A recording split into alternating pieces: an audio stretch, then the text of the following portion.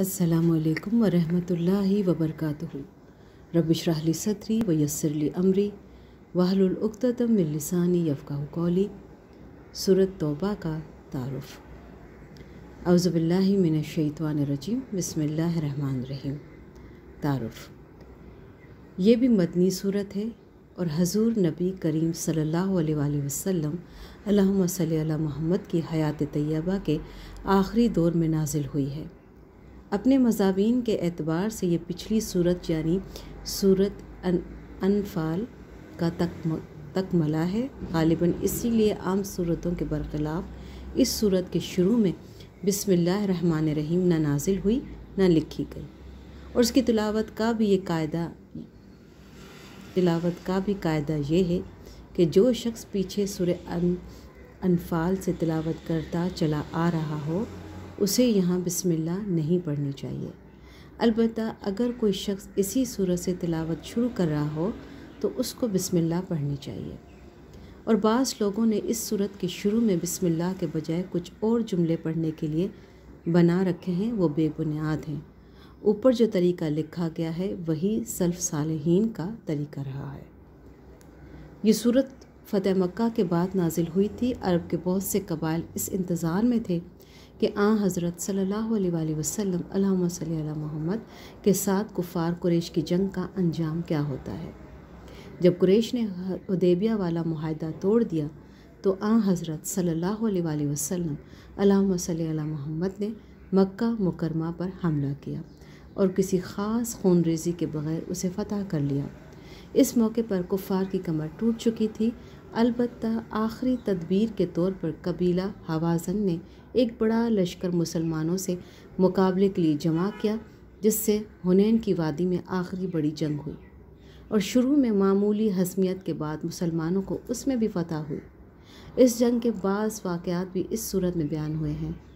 اب عرب کے جو قبائل قریش کی وجہ سے اسلام قبول کرنے سے ڈرتے تھے یا ان کی جنگوں کے آخری انجام کے منتظر تھے، ان کے دل سے اسلام کے خلاف ہر رکاوٹ دور ہو گئی، اور وہ چوک در چوک مدینہ منورہ آ کر مسلمان ہوئے، اور اس طرح جزیرہ عرب کے بیشتر علاقے پر اسلام کا پرچم لہرانے لگا۔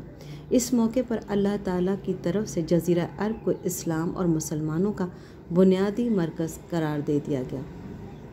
اصل منشا تو یہ تھا کہ پورے جزیرہ عرب میں کوئی بھی غیر مسلم مستقل باشندے کی حیثیت میں باقی نہ رہے، جیسا کہ حضرت صلی اللہ علیہ وآلہ وسلم اللہم صلی علی محمد نے اس خواہش کا اظہار فرمایا کہ جزیرہ عرب میں 2 دین باقی نہ رہنے پائے۔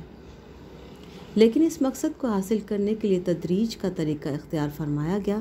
سب سے پہلا ہدف یہ مقرر فرمایا گیا کہ جزیرہ عرب کو بت پرستوں سے خالی کرایا جائے، چونکہ جو بچے کچے بت پرست عرب میں رہ گئے تھے اور جنہوں نے 20 سال سے زیادہ مدت تک مسلمانوں کو وحشیانہ مظالم کا نشانہ بنایا تھا، ان کو اس صورت کے شروع میں مختلف مدتوں کی مہلت دی گئی۔